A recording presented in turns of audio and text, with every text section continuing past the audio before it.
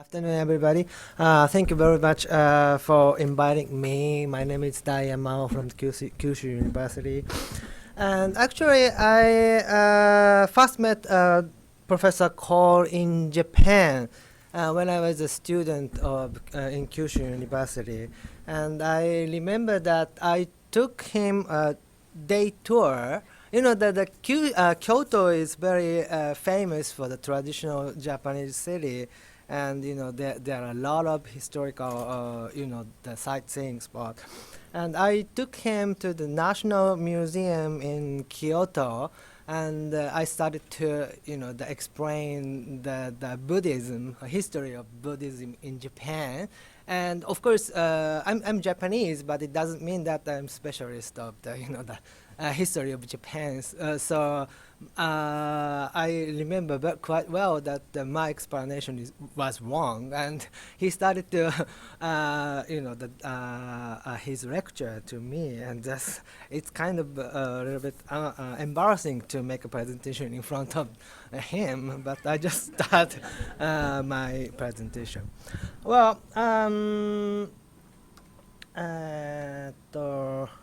since the fall of the of second largest city in Iraq, Mosul, to the Islamic States of Iraq and Sham, ISIS, in June 2014, and decline in oil price at the end of 2004 and beginning of the next year, Iraq had suffered serious turmoil. These events are without doubt significant turning point in Iraqi politics, as well as regional and international relations in the Middle East. In internal political economy of Iraq, the ISIS siege of some city produced a large number of actors fighting against ISIS. What kind of actors they are? What happened after these actors started to fight against the ISIS?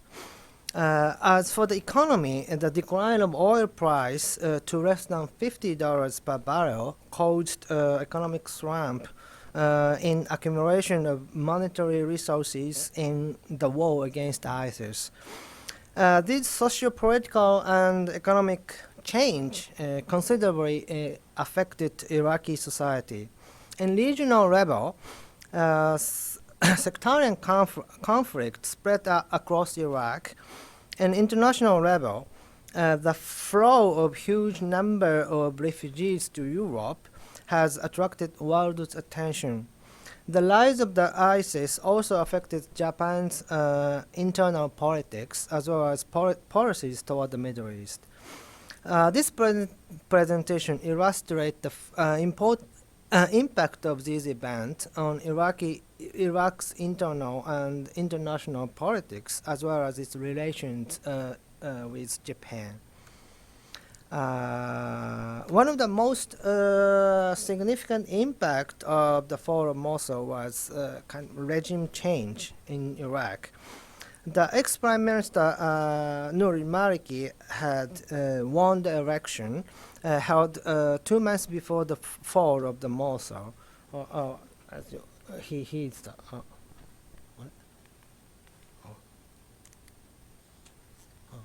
He's the Nouri Maliki,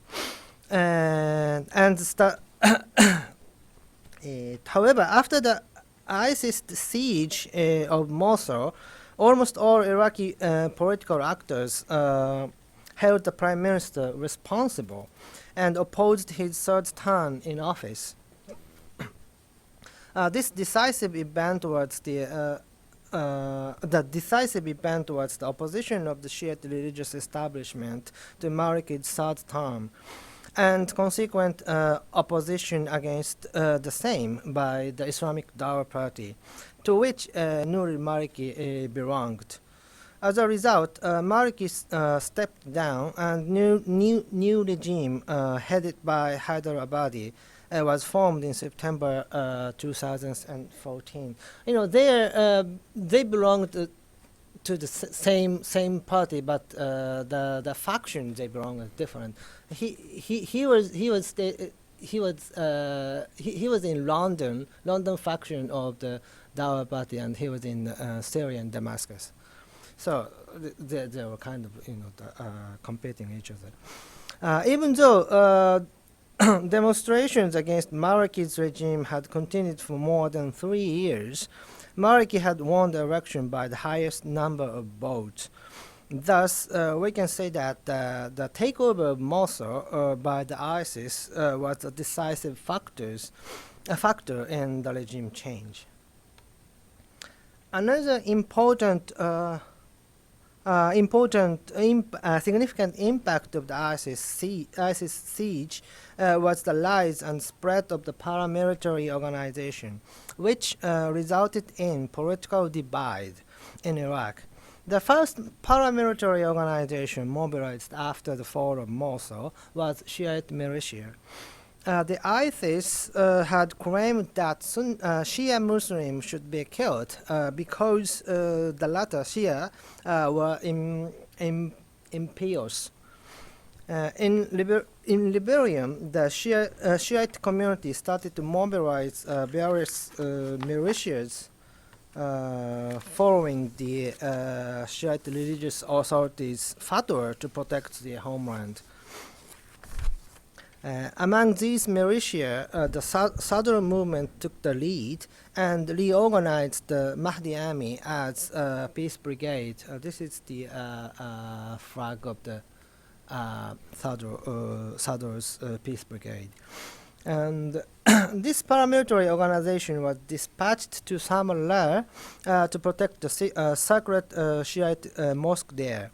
Within 2 weeks, Sadr's militia established its influence through a military parade in the center of Baghdad.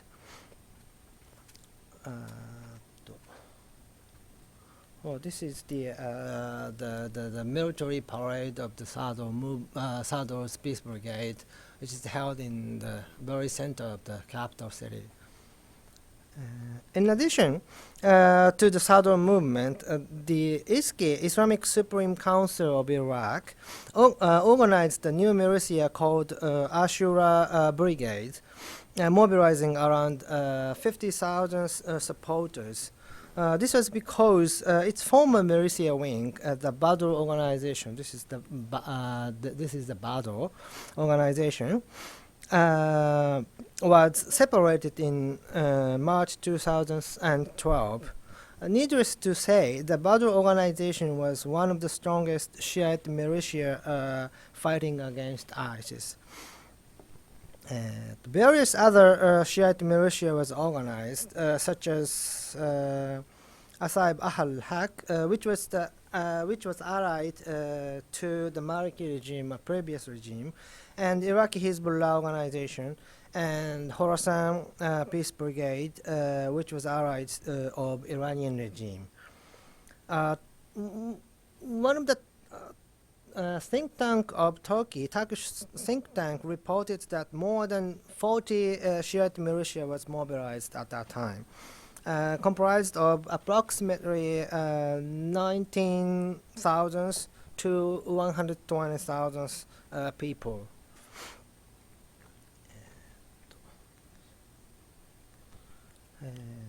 1 month after the fall of Mosul in July 2014, these militias began to unify themselves under an umbrella called Popular Mobilization Unit.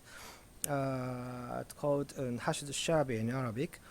And there is no defined hierarchy in this umbrella organization. Although its official president is Fareh Fayyad, he's the chairman of the National Security Council in Iraq. I mean, official personnel. But actual persons in command are the vice president of this organization, Abu Mahdi al-Muhandis. He is the man, the Muhandis. As well as the head of the Badr organization, Hadi Amiri. He is the Hadi Amiri. Abu Mahdi Muhandis had headed the Badr organization before the U.S. invasion of Iraq in 2003, and the armory took his position after that.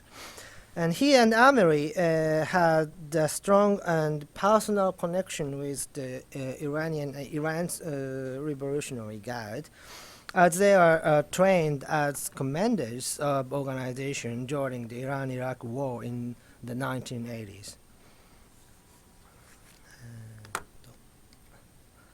The Popular Mobilization Unit consisted of various Shiite militia who exercised enormous influence and became stronger than Iraqi regular army. Consequently, the Popular Mobilization Unit became the main force of the liberation of Amerli in September 2014, and of Daruiya at the end of December of the same year, and of Diyara in February 2015. In March 2015, the Popular Mobilization Unit, not the Iraqi army, led the military operation to liberate Tikrit.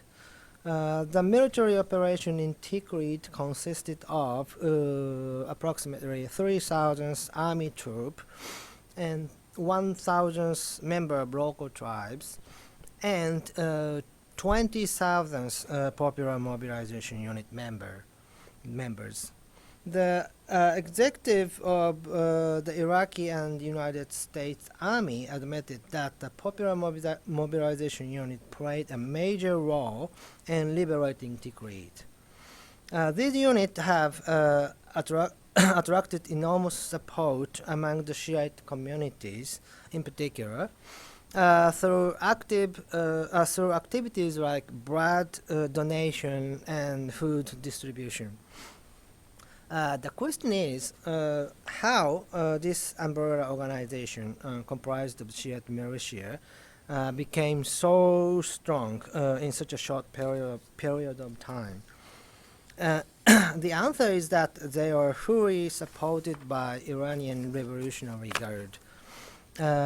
Iranian authorities dispatched the Quds force to a Shiite shrine city, Samarra, 1 month after the fall of Mosul, to protect Shiite holy mosque. The Quds force is, as most of you probably knows, a special unit of the Iranian Revolutionary Guard led by Qasim Soleimani for extra operation.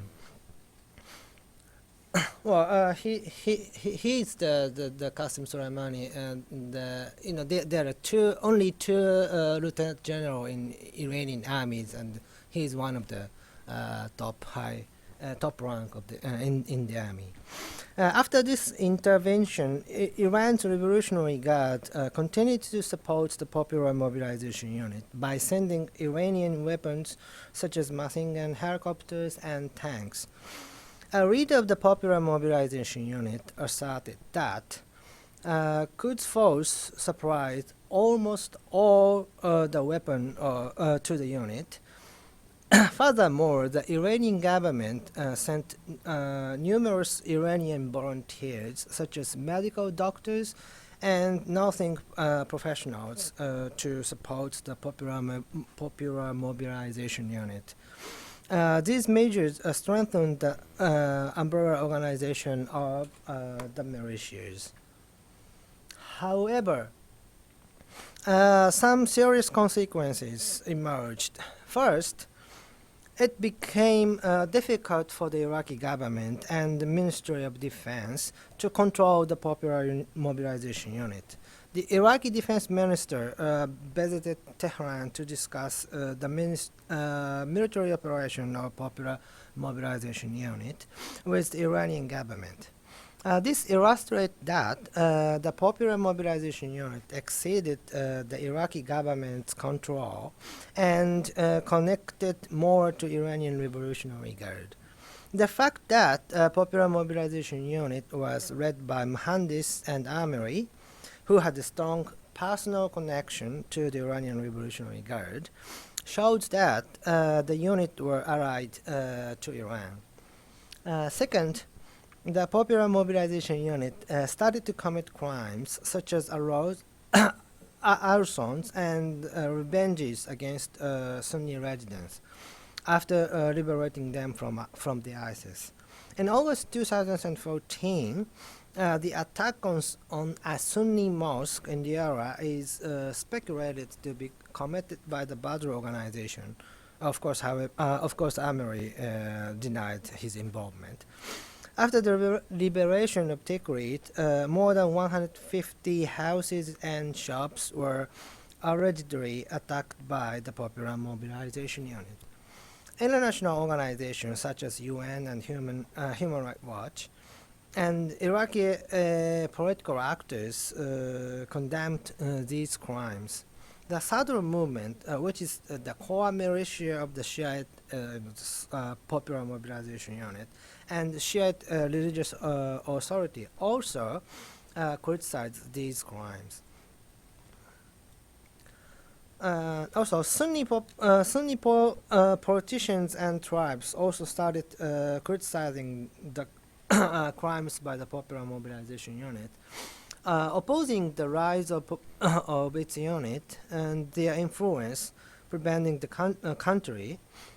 Sunni actors aimed to unify themselves as a national guard. The National Guard was modeled on Sunni tribes' Awakening Council, which was a community-based armed force created with the help of U.S. financial support during the Civil War in 2006. Since the ISIS began its march across the country, local tribes started to unify against it. For example, some tribes in Mosul organized the Mosul Liberation Army against the ISIS. The Abadi regime acknowledged and supported the plan for National Guard in the beginning, proposing that the government provide weapons as well as salaries of 20,000 tribal fighters.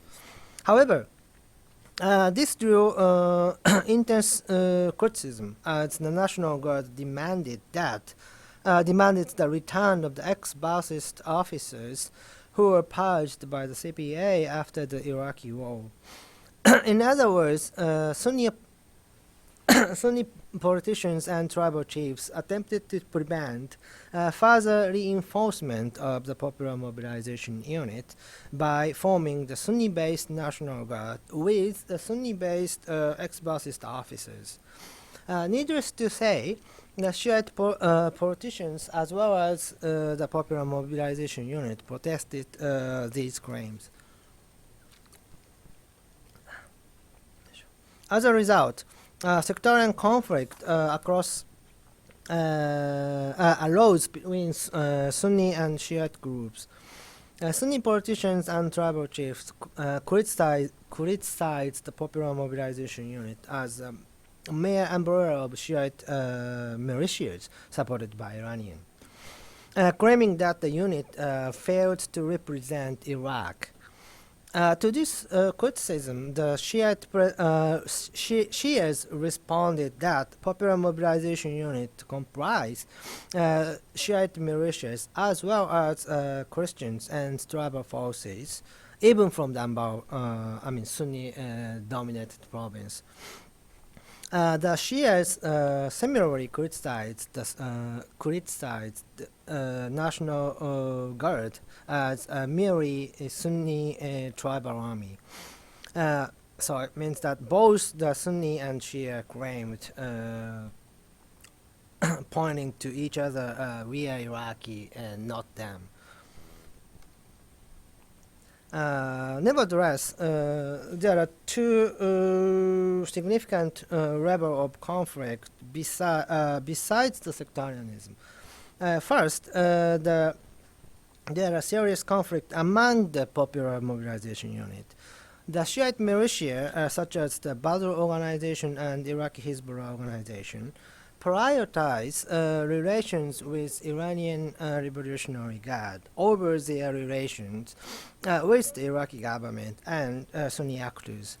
However, the Sadr movement, on the other hand, believed that creating mutual understanding between the Popular Mobilization Unit and Sunni actors, along with strengthening tie with the Iraqi army, is essential.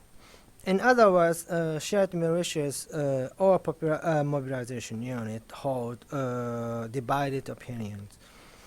Second, well, this is the very typical picture of the Sadrist militias, and having the Iraqi T-shirts and wear Iraqis, not Shiite militias. Second, the Sunni groups held heterogeneous view too. Almost all the Sunni politicians, as well as the tribal chiefs, are against the Popular Mobilization Unit. However, some tribal chiefs, such as Abu Nimr, admitted that they needed to cooperate with Popular Mobilization Unit, even if they are Shiite groups, to liberate Anbar province. In May 2015, after the fall of Ramadi, these opinions gained acceptance. Consequently, the Popular Mobilization Unit was dispatched to the Sunni area. In short, ISIS's control of Mosul and malfunctioning of the Iraqi army resulted in the mobilization of numerous paramilitary organizations. Instead of unifying the nation and fighting against the common enemy, these paramilitary organizations fought against the ISIS for their individual interest. They started to compete against each other, thereby segmenting the nation beyond simple sectarianism. So there are a lot of the divide within the same sectarian groups. Let's move to the impact on economy.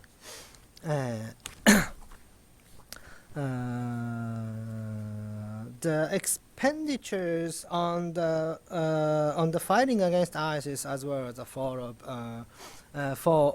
in oil prices, caused the economic slump and the gap between the north and south in terms of energy production. As shown in chart 1, at the end of 2014, oil price fell to less than $50 per barrel, as more than 90% of Iraqi's national income is derived from oil export. The Iraqi government suffered enormously. For the national budget of 2015, the Iraqi government projected its income based on 3.3 million barrels of oil export at $56 per barrel, which is slightly less than current oil price. In addition, the Iraqi government constantly needs more funds for the war against the ISIS. Nevertheless, the total production did not decline since the fall of Mosul. As this chart shows, oil production continued to increase in the period from the U.S. invasion of Iraq in 2003 to mid-2015. So it's increasing, though some up and down can be observed. According to Iraqi Oil Ministry, in August 2015, the production exceeded the highest ever amount of 3.5 million, which is in 1979, and reached 3.7 million barrels per day. Investment from the large foreign nation oil companies started around 2011, led to this rapid progress. These advancements were not directly affected by the rise of ISIS. However, this does not mean that the rise of ISIS did not affect the oil industry at all. In fact, excuse me. It widened the gap between North Oil Company and South one. And this chart shows that there are a huge gap in terms of oil production, which further, this is the North production of North Company, and this is South, and the orange line is the total. This gap further widened after the rise of the ISIS at the beginning of 2014. This is because the ISIS occupied Mosul in the north, and therefore the security tightened there. As a result, it became difficult to exploit the oil field around the Mosul as well as Tikrit. Moreover, the biggest oil refinery, which is in the Beiji, a little bit south from the Mosul, which was occasionally occupied by ISIS, which caused the decline in the production of the in the north. This is clearer from this chart 3. According to Iraqi Oil Ministry, around 90% of the total oil export relied on South Oil Company. But after the rise of ISIS, export from the North Company completely stopped for more than 10 months. In short, the rise of ISIS widened the gap, a regional gap in oil industry, causing the greater energy production in the south. This may bolster the influence of the south in the future. Well, let's move to the impact of the regional politics. In the regional level, the rise of ISIS spawned regional sectarian conflict that led to the formation of the new alliance in the regional and international politics. The conflict spread due to various Shiite and Sunni paramilitary organizations in Iraq, as I had already discussed.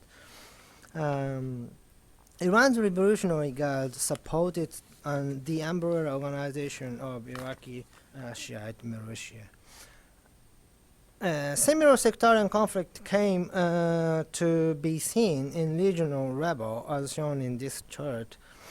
In the Syrian civil war, various Sunni opposition parties, including the ISIS, claimed to fight against Assad regime, which is considered as a Shiite regime. In addition, in Yemen, Shiite Houthis, or they call themselves Ansarullah, occupied the city, capital city Sana'a. Iran's Revolutionary Guard intervened to support Shiite Houthis, against which Saudi Arabia started an airstrike. Subsequently, Iran and Saudi Arabia started to compete for regional hegemony by gathering allies. This sectarian conflict simultaneously spawned a new regional alliance after the intervention of the US and Russia. Iran and Saudi Arabia struggled for the regional supremacy. This struggle coincided with the sectarian conflict. The coalition led by the United States and four-state coalition composed of Russian, Iran, Syria, and Iraq started to compete against each other. These international alliances also coincide with the regional sectarian conflict. At the same time, these changing regional coalition reinforced sectarian conflict across the region. Let's move to the Iraqi-Japanese relations. The rise of ISIS also affected Iraq-Japan relations. As well known, Japan built a strong relationship with Iraq after the World War II. After the signing a trade agreement with Iraq in 1964, Japan signed an economic and technological agreement in 1976, contracting a loan of 100 billion yen in exchange for oil supply for 10 years. These relations between Japan and Iraq peaked in the 1970s when thousands of Japanese companies' employees and their family were living in Iraq, working in highway construction, hospital, factories, power plant, and airport constructions. At the end of 1970s, around 10,000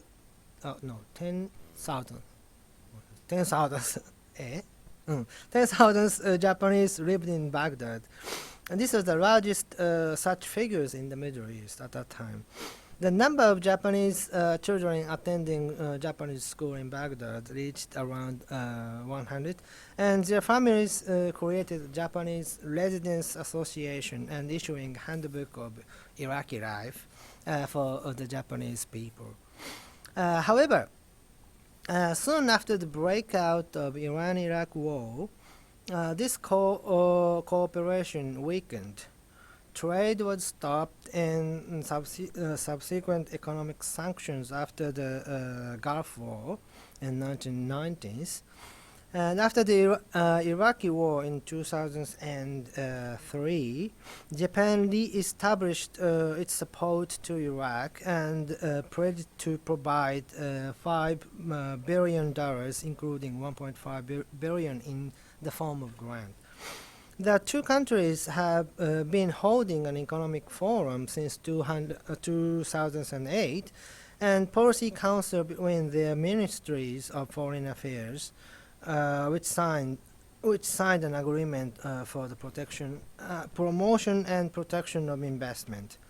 Recently, Japanese companies such as Toyota Motor corporations began investment and economic activities in Iraq, although it was the far behind the Korean and the Chinese companies. After the fall of Mosul, investment by Japanese companies reduced due to the deteriorating security situation there. The killing of two Japanese hostages by the ISIS in January of this year also impeded the cooperation between the two countries. The Japanese government stressed that these incidents did not affect its foreign policy toward Iraq. However, economic investment from Japan declined. Under these circumstances, the Ministry of Finance of Iraq, Hoshal Zebari, stressed that the Iraqi government required to reinforce the cooperation in oil and energy sector in particular. This incident established the Abe regime's policy to change national security law. As shown in this illustration I cited from the New York Times, the Abe regime exploited the incidence of Japanese hostage killing by the ISIS to realize the Abe doctrine, introducing a radical policy change in national security area. The Abe doctrine is based on the reinforcement of the U.S.-Japan alliance to counter Chinese influence, and therefore he wanted to utilize Japan's self-defense forces for furthering international cooperation and protecting Japanese people abroad. It was convenient for the Abe regime to utilize the threat of terrorism organizations such as the ISIS to promote this policy. But the detail of this discussion will be given by my professor Keiko Sakai. So I move to the conclusion. In conclusion, The spread of the ISIS resulted in segmentation of Iraqi internal politics as well as economic activities. It also led to the spread of sectarian conflict and sectarian alliance in the regional politics. Further, it led to the decline in Japanese investment and pushed Japanese hardliner and or right-wing conservatives to revise their international national security policies. Thank you very much for your attention.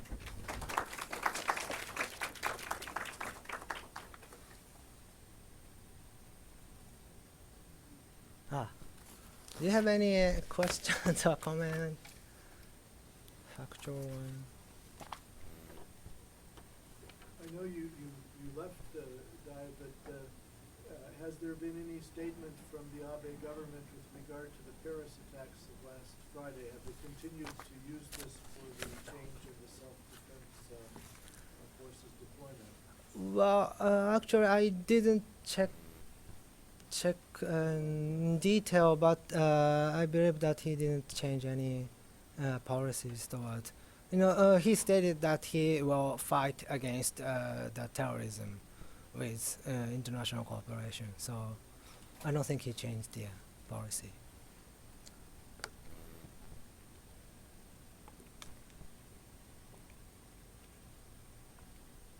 Yes, please.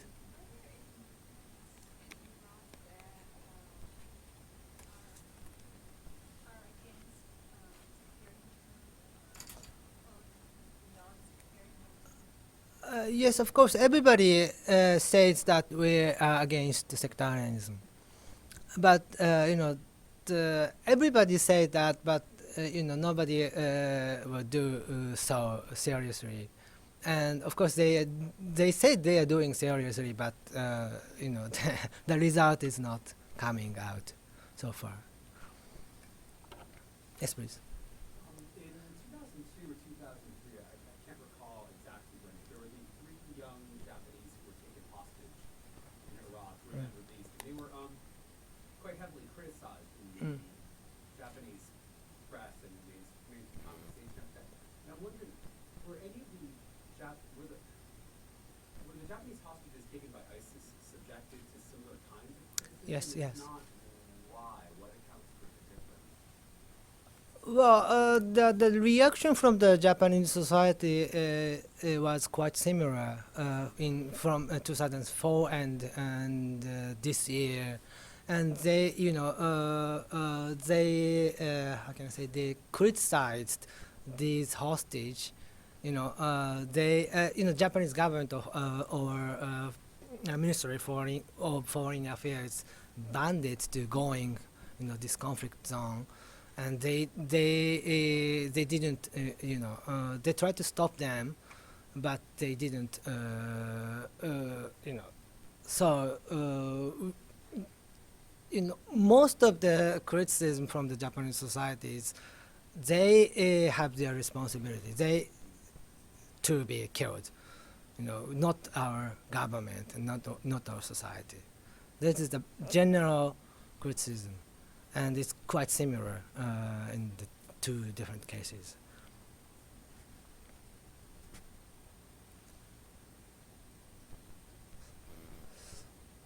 Stop. Thank We can you. take a short break. We'll convene in about 10 minutes. Thank you very much.